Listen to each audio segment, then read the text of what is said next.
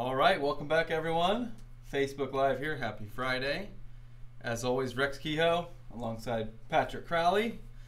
Got a pretty fun topic here that we're going to talk about today in our number 51. 51. So we're going to talk about the best homes for solar. So going into some characteristics about a home that's going to be good for solar.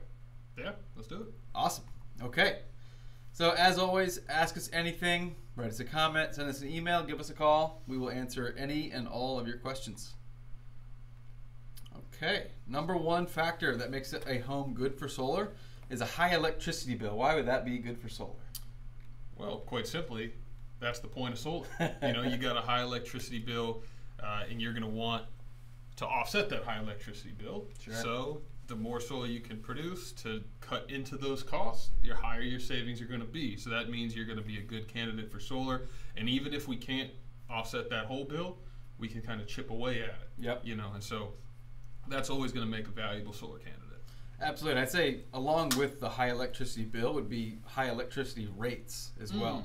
So if you have, your utility has a high rate that they charge you per kilowatt hour, going solar, you're going to have a much lower rate. So even if you have a low $50 bill as your electricity bill, if that's charged at a higher rate, still a very good good reason for you to go solar. Right. That's a great point. Well, thank you. Yeah. No shading, which this house definitely has some shading. But yeah, obviously solar systems are going to work a bit better if you don't have trees around the property. So yeah, it's not just trees too. So another thing to consider is neighboring homes. Very true. If you got a one-story home and you're next to a two-story home, the roof plane that's right adjacent to that other home, not going to be going for solar. Absolutely. This house here we're looking at, or we were just looking at rather, has some large chimneys on it as well. So you're able to see, those would cast some shade. But right. trees is the most obvious one, and that's one you can control. So if you're willing to cut down trees, I know it kind of seems counterintuitive to going green, cut down a tree, but even if you're able just to cut down one tree, trim a tree below the roof line, there's options to do it, and your net offset for what you're saving, both the environment and on your bill, it's going to increase quite a bit. But again, that's entirely up to you. I know some people love their big old oak tree in the front yard. It's and, tough to get rid of for sure. Yeah. So you might not be the best solar home in that case, but there's something you can work with. The building to the south, that's not going anywhere. So you want to make sure that you are free and clear of all third-party shades. Yep. So and there's a lot of software out there nowadays. I know the software that we use particularly takes an irradiance map of the roof, so we can pinpoint areas that may or may not be good candidates, for good sun exposure. Alrighty, another one here. So south or west facing roofs. I know, I think anyone that knows a little bit about solar, at least if you're in the northern hemisphere, knows that a southern facing roof is the best. I mean, it is facing towards where the sun is, but west is maybe a little bit kind of a, many people might not think west is a better roof there as well. Why would a west facing roof be also a good option? It's a great question. Primarily speaking, your east and your west, they're going to produce close to the same amount over the course of the year. Sure. As the sun travels across the roof plane, you're going to get east, west, and south is going to get the larger portion of that. Now, we would recommend west in cases where you're using time of use billing. And in time of use billing, you have your peak charges are going to be in the afternoon. Right. That's when the stress on the grid is at its highest, so that's when they charge the most to produce that energy. So if you are producing energy in the afternoon, sun sets in the west, it'll be producing on those western plains, you are going to be offsetting those higher charges. Makes sense. So, the same house on a time of use rate schedule versus not on a time of use rate schedule might need a couple more panels on the east than it might on the west, something like that. Right. So we will design in that case, and so a big, clean southern array will always work. Right. Western will work pretty much all the time as well, but in time of use, we might even prefer that. Yep. Southwestern would be ideal in a time of use rate schedule. For sure. And again, it depends on where you live, your utility. I know here in California, all utilities will soon be on a time of use rate schedule. Other parts of the country, I would imagine, are also going to follow suit there. Correct. Okay.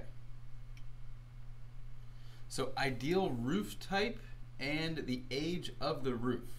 So obviously, you got to have your roof has to be in good condition if you're going to put such a big investment up on that roof.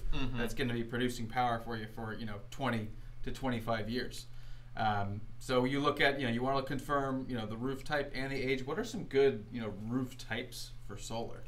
I'd say composite shingle. You might hear asphalt shingle. What are some other terms for it? I mean, I've heard a million. Rolled, yeah. Well, I guess rolled composite would be a bit different, but roof, yeah, shingles. Some people just call them shingles. That's the one that we're looking at here. That's your gold standard, so to speak. It's the easiest install. You're just going to slip a little flashing underneath one of those shingles. Yep. Attach it down through the footing, and then it's that simple. Right. Concrete has come a long way, and I would say, especially in California, where you have a lot of concrete homes, concrete roofs rather. That is just as simple in most cases. The concrete tiles. Concrete tiles, yes. Which can be confused with clay tiles, which is not nearly as simple. And that actually brings up a good point, because in California, we see a lot of concrete, right? And so it's not going to be much of a different cost or install comparison or install change against your composite, because that's a baseline our installers are familiar with. In a state like New York, maybe, or Massachusetts, there's much more infrequent of a roof type. And so it's a little bit, the scope of work changes a little bit for those installers who can certainly do it, but it's not, they might not have the same equipment on hand all the time or the same experience doing it all the time. And so it might be a little bit different as far as cost goes. So basically, is your roof type comparable to the roofs that are around you? If the answer is yes, then it's probably going to be a relatively easy installation. Good point. The other thing I should mention is pitch that comes into the roof. I don't know if that's, I'm getting ahead of ourselves. I hope not. No, I don't think we have that on here. Yeah, so. but pitch is the third factor. If roof type and age go along with like your orientation, pitch kind of actually falls into your orientation. You want to make sure that you're not too steep. Flat roofs, not really that big of an issue. You can tilt the panels a little bit, but that will also contribute, especially when you have shade. It can just to kind of expand on the pitch being a factor to look at. Obviously, a steeper pitch, depending on the orientation of that roof, may or may not get as much sun exposure. And then also, if it's a very steep pitch, it's going to require your installer to actually have maybe a little bit more, take a little bit more safety precaution on the roof. So a little bit, possibly some added cost there, just so they're operating in a safe condition on that steep roof there. Okay, see if we got anything else.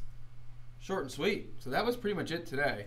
Those are, some of the factors. Obviously, there's more, but those are some of the biggest factors to look for in, what makes a home a good home for solar.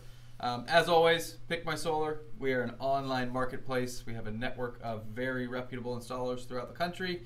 So no matter where you are, come to us. We will do an in-house design, figure out what your needs are, and then we have our installers. They will compete for your project. So we'll make sure it'll be a super easy process for you, and we'll get you a very good deal on your solar system. Anything else? No. If you think that you have one of those roofs, hit us up. Give us a call. We'll check it out for you. Absolutely. Well, thanks everyone for tuning in. Have a great weekend. We'll see you next week.